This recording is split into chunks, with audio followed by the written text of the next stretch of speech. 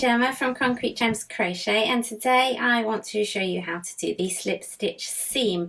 Now this is a wonderfully decorative seam that we can use to join motifs together for all sorts of uses.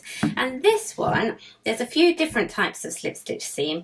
You can do them where you hold the piece together and just slip stitch through them. You can do it with right sides together and slip stitch through, and they all have slightly different effects. This one creates a ridged slip stitch across the top of your work, which I think is really beautiful.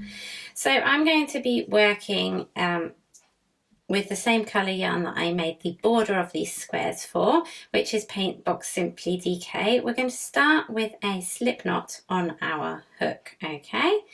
And then we are going to insert our hook into the corner chain space of the work in the loop that is furthest from us. So it's the back loop of the work, or the inside loop. I'm then going to do the same with the other piece.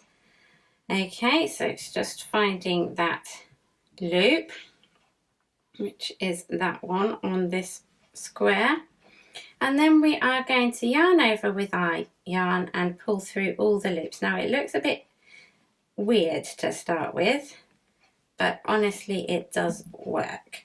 So we're going to keep our working yarn in between and to the back of the squares as we work.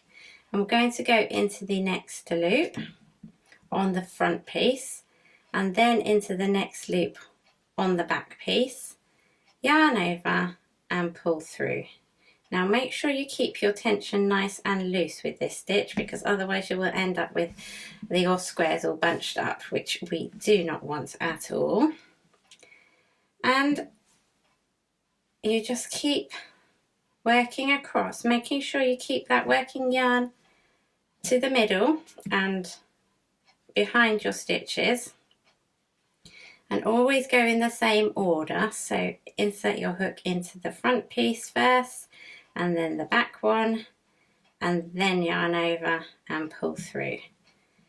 I find it easier to work on a tabletop for this stitch, just because you can have your squares laid out and you can see, but that's just personal preference. And once you get into the rhythm of it, I've lost my loop. Once you get into the rhythm of it, it goes quite quickly. I got it now, yes. So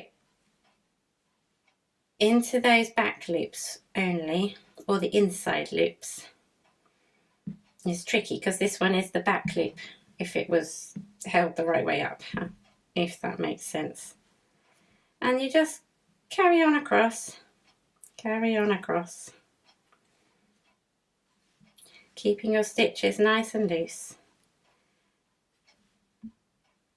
And you're going to create a lovely textured seam, and you won't have to sew it. There you go. Can you see that's a lovely ridge with the, you can see because we've worked in the back loops, you've got the ridge of the front loops across there, then you've got the detail there, and then you've got the third ridge. So it's a really lovely detailed seam that looks absolutely beautiful on blankets. So I really recommend you giving it a go. It's easier than it looks, and it's a great one for joining blankets and squares like this. This is my Blooming Tiles mosaic crochet blanket, and if you like the look of it, do come and find it and give it a go. And that's it from there. I hope you've enjoyed this tutorial, and I hope to see you again soon. Bye for now.